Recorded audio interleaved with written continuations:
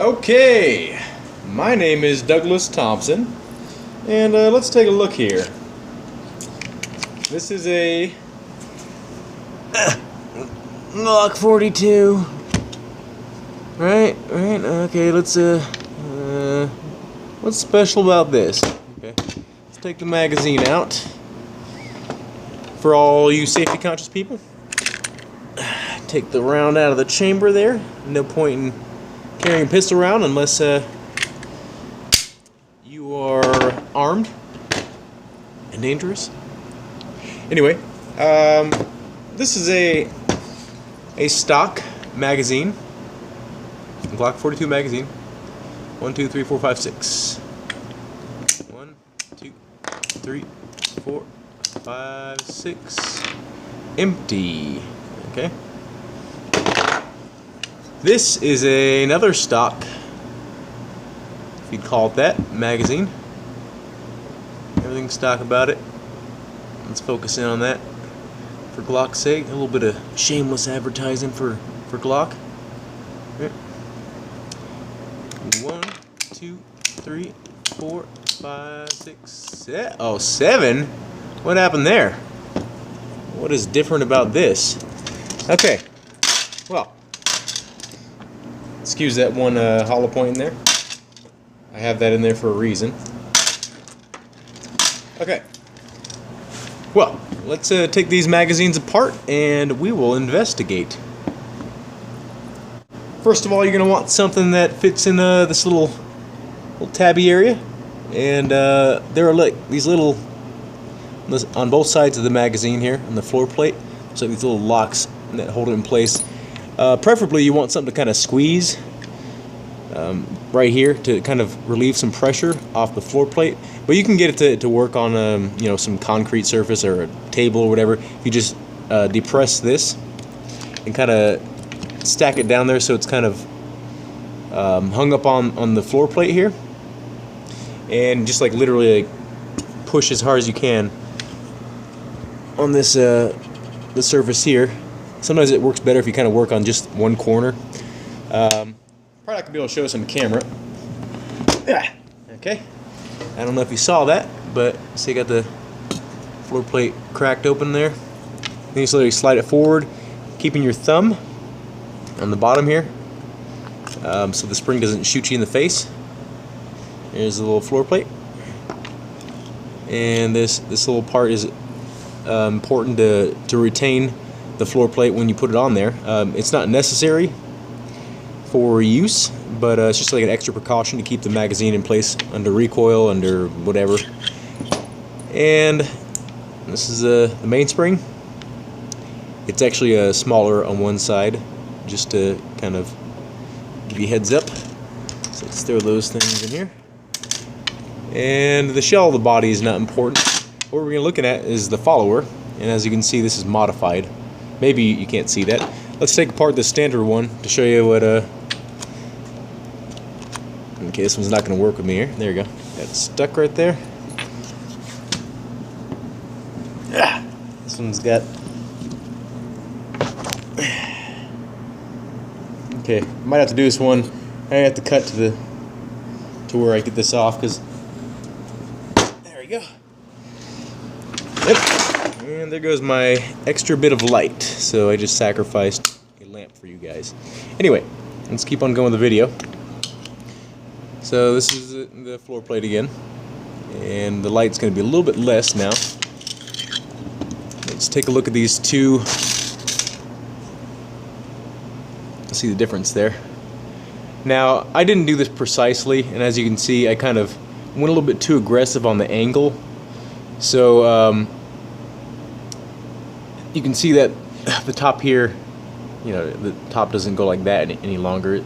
But I didn't do this very precisely, and you can do a better job and probably more precise job, because this honestly was an experiment, because I was trying to fit an extra round in here, and I'm like, it can just barely.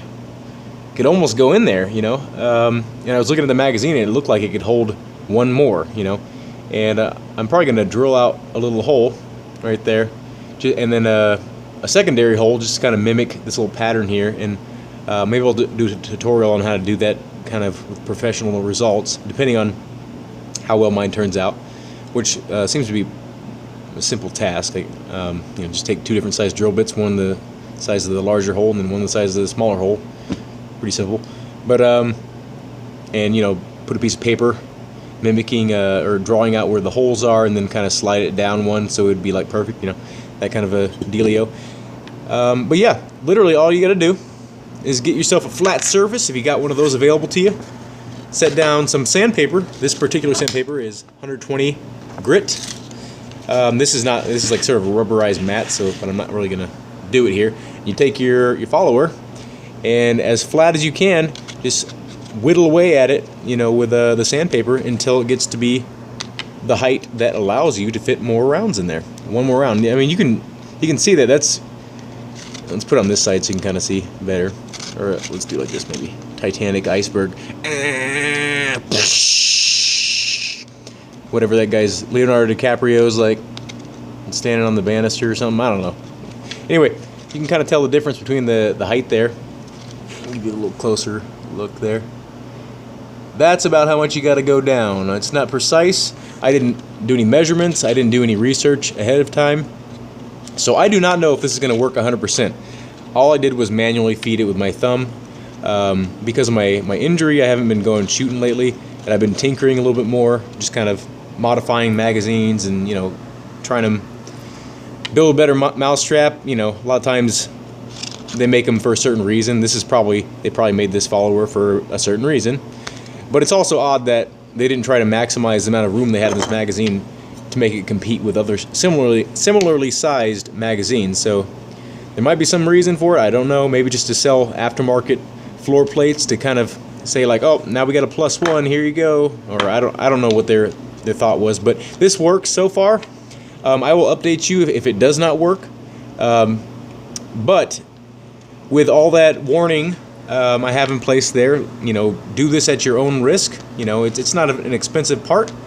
I'm sure you can get a hold of it for a couple bucks. But if this is your only magazine, or only 2 magazines, or whatever, if you don't have like a magazine you basically want to sacrifice, or a follower you want to sacrifice to test this out, I don't recommend doing this.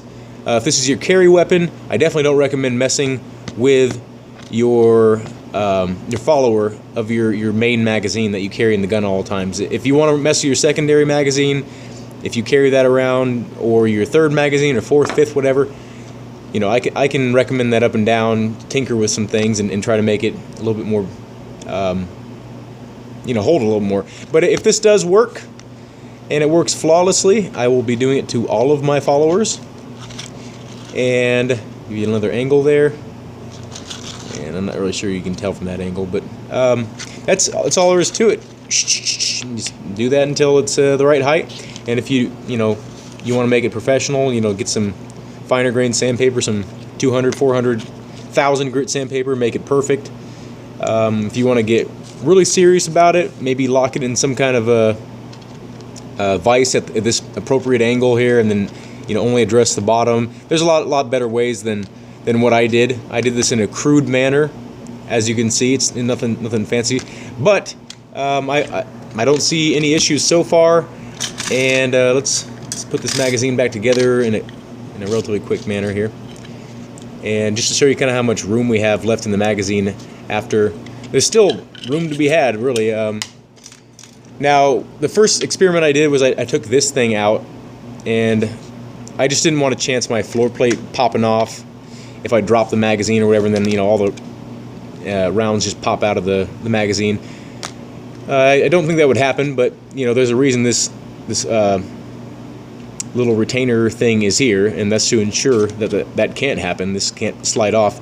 But these little tabs do a great job of keeping this on there, as you can see. Like, it's very difficult. There's huge dents in my wood table just from where I did that recently.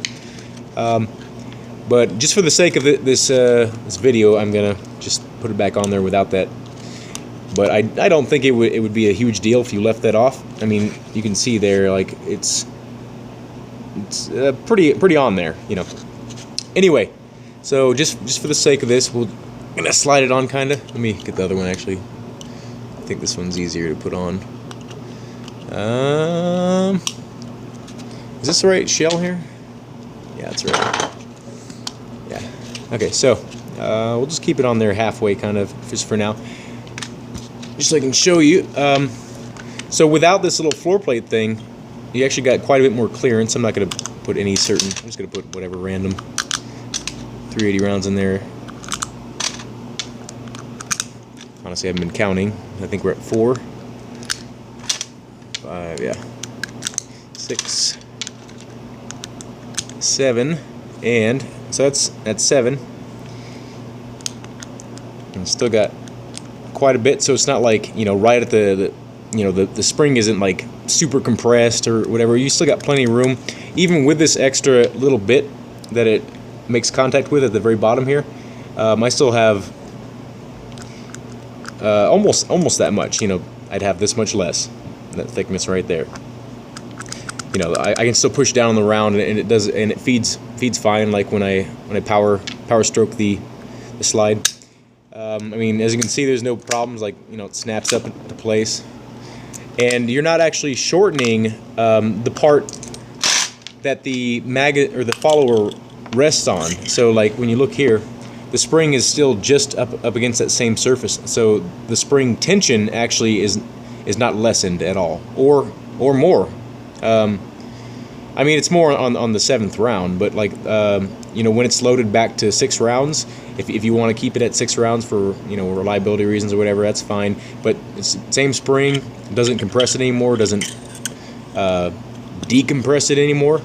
So honestly, I don't recommend you get aftermarket parts until you have maybe tried this, and you know, because people are paying like, you know, 20, 30, I don't know how expensive those things are, but I've seen some floor plates that are +1s for, you know, they go for, they're not cheap, you know. And if this works, why not keep the original Glock parts inside there if they're reliable? So I will be doing an update on this video. Maybe I'll even put some footage of me shooting in here, because I'm going this Friday, this upcoming Friday, which is next week, 3 or 4 days away, something like that. Or no, I'm an idiot. Today's Saturday, so it's almost 7 days away, or whatever it is. I'm really bad at math, and I'm also really bad at dates. So you can correct me and make fun of me. I'm sure someone's like, "Oh my God, this guy doesn't know how to read a calendar." Anyway, so I hope this video was informative, and I hope you learned something, that your magazine can actually go one more with all the stock components if you've got some sandpaper and some time and the willingness and the want to perform this procedure. And yeah, I gotta buy a new lamp now. Have a good day, and I hope this video helped you out. Give it a thumbs up, a like, and comment on the video if you want, and subscribe.